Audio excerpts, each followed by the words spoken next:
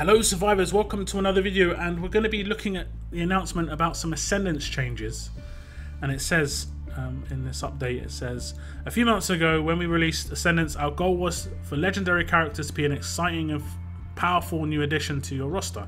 Our vision was to have legendary characters level up to become your strongest allies over time, which kind of makes sense. 6 stars being the new best thing should be the best thing in your roster, just like when 5 stars were the new best thing, they should be the best things in your roster. That makes sense. Since their launch, we've been monitoring the way legendary characters perform in combat. We've also been listening to player feedback and conducting internal playtests. Our conclusion is that the current design of legendary characters isn't hitting the mark. And I would kind of agree there. I would kind of agree. Now, how they changed it, maybe not so, but let's see. In order to make sure legendary characters live up to their name, we'll be bumping up their power at all tiers to provide a bigger impact in combat and making their starting adrenaline rush speeds a bit faster to help smooth the transition from their epic forms. All legendary characters released to date, including those on your roster, will benefit from these changes. All future legendaries will be calibrated with these new guidelines in mind. Now, basically, what this means is the adrenaline rush changes here. First of all, we're going to look at that. There's no change, basically, because the only thing that's important about adrenaline rush is how fast it is when it's maxed out, not how fast it is when it's tier 1. So instead of it being, let's say, 120 AP to get your rush when you're 1 out of 10, it's now going to be 110 or 100. Okay? But the only thing that really matters is when it's maxed out. That's it. That's the only thing that matters in any character, is when the rush is maxed out. So the adrenaline rush change is nice, but it's not really that useful. The other change is about the power, and that basically translates into pure stats. And if you look at Ezekiel on the left, that's the old Ezekiel, and if you look at Ezekiel on the right, that's new Ezekiel. It's basically a 10% increase in the stats. Just look at the stats in the middle. It goes from 1,598 damage to 1,748. So that's like just about 10%, just under 10%, like a 8, 9, 10% increase. It might be slightly different. It might even be like a pure number. It could be like a 8.75% increase on all stats. I don't know. I'm not really going to work it out, but it's just an increase. Okay. I don't think this was the problem with 6 stars. I didn't ever really hear anyone going, damn, 6 stars stats are so bad. I heard the opposite. I heard, wow, 6 stars stats are so good. And that was why everyone was going for them. Anyone who went for 6 stars went for them because their stats were that good. They didn't go, wow, look at how good that rush is, because every single 6 star has a really bad rush. No, it's not fast. And it's not really that useful. I think there's maybe 2 or 3 that I would say are really good, okay, and they're generally only good on defense, and that's the biggest issue I have. Is if we look at the Ascendance Tower over here, look at the characters. Let's look at 5-star Sandy.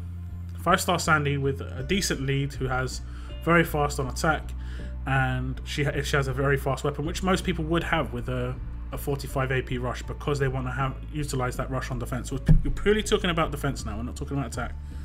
And she would attack, then rush, attack, then rush, attack, then rush. She'd have nothing to slow that down. There's no active skill that would slow that down. It would just be attack, rush, attack, rush, attack, rush. And that's how the game works at 5-star level. Now at 6-star level, everything changes, and it's because of other things they've decided to implement. They've slowed it down in 2 ways. Her rush is obviously slower, 76, but they've also implemented active skills, and that slows down the rush by an entire turn. So her rush goes from being like 76 to almost being like 100. She's basically got a 100 AP rush. It may not say 100 AP, but the outcome is still the same, okay?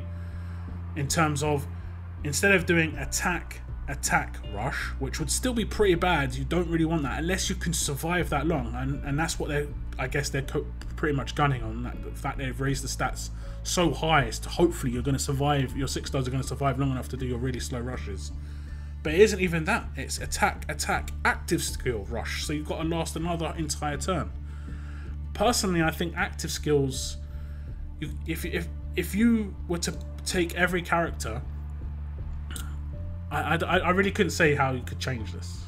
This is how they've gone with it, and this is how they're trying to fix it. They're trying to improve something that's, I think, was never an issue. Stats were never an issue, and the gap between 5 stars and 6 stars was already high enough. Look at that, 990 damage goes up to 1,980. Double damage. Double damage. Personally, I think they could have even reduced this down to like 1,200 damage. That's me being honest. And have her rush 45 AP. Okay? So the difference would be 4 star to 5 star difference, 5 star to 6 star. That was always my thing. That would be so nice. It'll be a nice scaling game. This is like, I don't know, there's such a leap. It's as if we're missing a couple of steps. And it's, I don't know, it kind of like either we're being, it just feels like I'm being forced into doing that, or I don't know, there's conspiracy theories in me going around like this is a push for something. I'm not sure what this is a push for. Like, I don't know. I'm getting this weird feeling about the 6 stars now. Like, what? I guess they weren't selling enough. I guess they weren't. People aren't getting, because I haven't gone for 6 stars. I haven't got one, and I could get like 3 different 6 stars. I've got Barker maxed out. I was tempted, but I didn't go for Barker because I don't really have a team that can work with him very well. Even if I had Ezekiel maxed out, I mean, I don't really have a team that could work with him. His most useful thing is his lead skill on Barker. But anyway, that's my problem with them. When I compare their stats anyway, I always compare it to 6 stars. So I don't compare 5 stars to 6 stars so much, because they're always going to be better. It's just they're just widening it. All that's happening is they're widening the gap between 5 stars and 6 stars. So it's just forcing you to take a 6 star. I'm not really up for that, if I'm honest. I'll still wait out until I'm happy with what I'm going to receive as a 6 star. I don't really care how long I have to wait.